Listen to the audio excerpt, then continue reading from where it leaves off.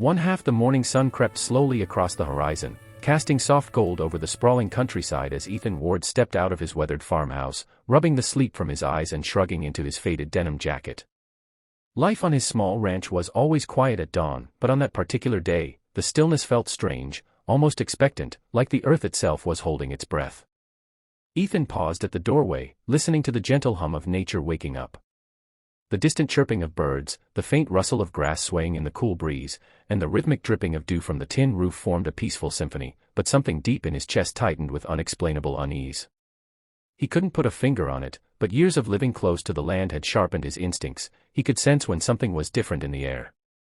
He looked back inside the house briefly. His daughter Lily was still asleep, her tiny form curled beneath the quilt he had stitched together during his first winter as a single father.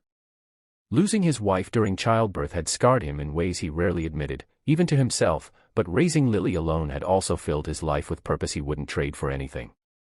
She was the anchor that kept him grounded, the light that softened the edges of his grief, and the reason he woke every day determined to give her a world full of love and security. He stepped into his boots, took a deep breath, and started toward the far end of the property. Every morning he did this walk, checking fences, clearing debris, ensuring the animals were safe, but today felt different.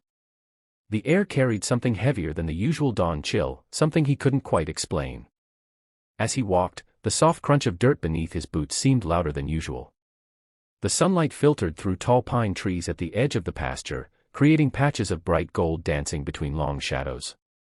Halfway through his daily path, he stopped abruptly. Something in the mud caught his eye, fresh tracks.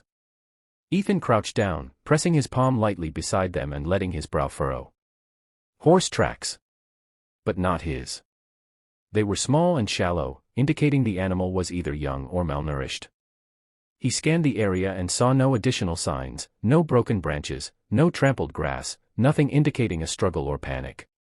But the tracks were new. Very new. Probably from within the last hour. Ethan's pulse quickened. How had a horse entered his property? The nearest ranch was miles away, separated by thick woods and uneven terrain. Before he could ponder further, a faint, trembling sound echoed from the trees. A soft whinny, weak, almost desperate. Ethan stood slowly, every muscle in his body tightening with instinct. He adjusted his jacket, then moved cautiously toward the sound, pushing through the brush as the forest canopy grew thicker overhead. The deeper he walked, the more intense that pull in his chest became, as though something unseen was guiding him along.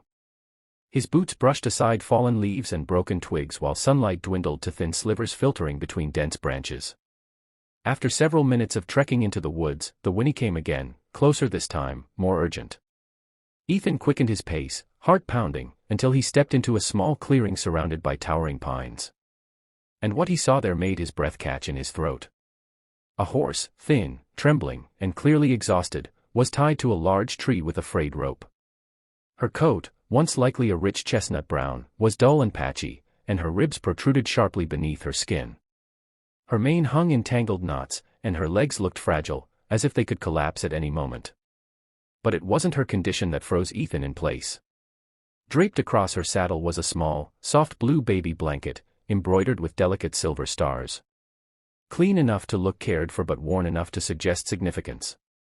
Ethan's chest tightened, but his eyes widened even more when he noticed a folded piece of paper pinned neatly to the blanket. With slow, cautious steps, Ethan approached the struggling mare, murmuring gentle reassurance. "Easy, girl, it's okay," he whispered, extending a steady hand. To his surprise, the mare didn't shy away. She lowered her head, as if recognizing safety in his presence. Ethan reached for the note, unpinned it with trembling fingers, and unfolded it. The message was brief but carried the weight of a cry torn straight from someone's soul: "Please save." The handwriting was shaky, uneven, written in desperation, maybe fear.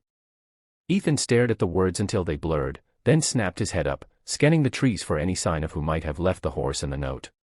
But the forest stood silent, heavy, and watchful. His mind raced. Save what? Save who? Was someone injured? Was there a child involved? The blanket all but guaranteed it had something to do with a baby. But where was? Two halves the child. Ethan's heart thudded hard against his ribs. He couldn't just ignore this. Not when someone had trusted him, yes, him, to find this horse. It felt intentional, purposeful, as though fate had nudged him into the woods at the exact right moment. With careful movements, Ethan untied the mare and guided her slowly out of the clearing. She stumbled with her first few steps, legs trembling beneath her frail body, but she followed him willingly. It was as if she knew this was her only chance. Once they made it back onto his property, the sun was higher in the sky, casting warm light across the barn. Ethan brought the mare inside, letting her rest on fresh hay.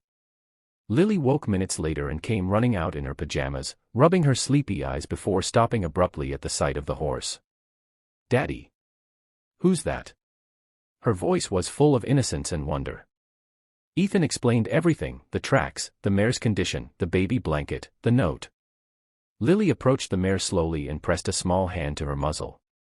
"It's okay," she whispered, her voice soft and soothing. "You're safe now." The mare nudged her gently in response, making Lily giggle. In that moment, Ethan felt something bloom inside him, something he hadn't felt in a long time. Hope. Throughout the day, Ethan worked tirelessly to clean the mare's wounds, feed her, and ensure she was warm. Lily stayed by her side, talking to her about school and stories she loved. It didn't take long for the little girl to choose a name. "Hope," she declared with a smile. "Because she came with a baby blanket, Daddy. And anything that carries a baby's blanket is carrying someone's hope." Ethan couldn't argue with that. As he watched Lily brush Hope's tangled mane with a small comb, he felt a strange sense of destiny. Something about this horse, about the message left for him, felt bigger than coincidence. That night, after Lily fell asleep clutching the blue baby blanket, Ethan sat alone on the porch. The stars shimmered overhead, cold and distant, while the soft breeze rustled through the tall grass beyond the fence line. He replayed the morning's events again and again in his mind. Who had left Hope tied to that tree? Why the urgency in the note? Why the blanket? And why did it feel like this situation was connected to him in some way he didn't yet understand? As the night deepened, Ethan felt a stirring of responsibility settle into his chest. He wasn't the kind of man who ignored a cry for help, especially not one tied to something as fragile and precious as a child.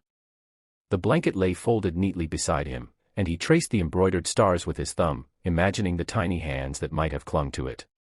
What had happened to that child?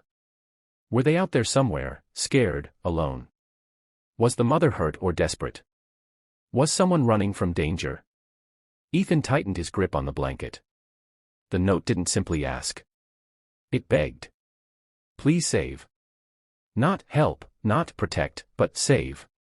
A word people used only when all other options had vanished. A word filled with fear, urgency, and finality. Ethan looked out at the dark silhouette of the woods and felt a surge of determination pulse through him. He didn't know what he was being called to do, but he knew he couldn't ignore it. Not when someone out there believed he was their last hope. And as the wind whispered through the trees, carrying a faint echo of the morning's desperation, Ethan made a promise, to the unknown mother, to the unseen child, to himself. He would find the truth. He would uncover the story hiding behind that blanket and that desperate note. And whatever, or whoever, needed saving, he would not fail them. And before we continue to the next part of this emotional journey, dear viewers, if this story has already captured your heart, if you're curious to know what happens next, and if you want more powerful, soul-stirring stories like this one, please make sure to subscribe to the channel. Your support keeps stories alive, helps this community grow, and ensures more people get to experience these heart-touching narratives.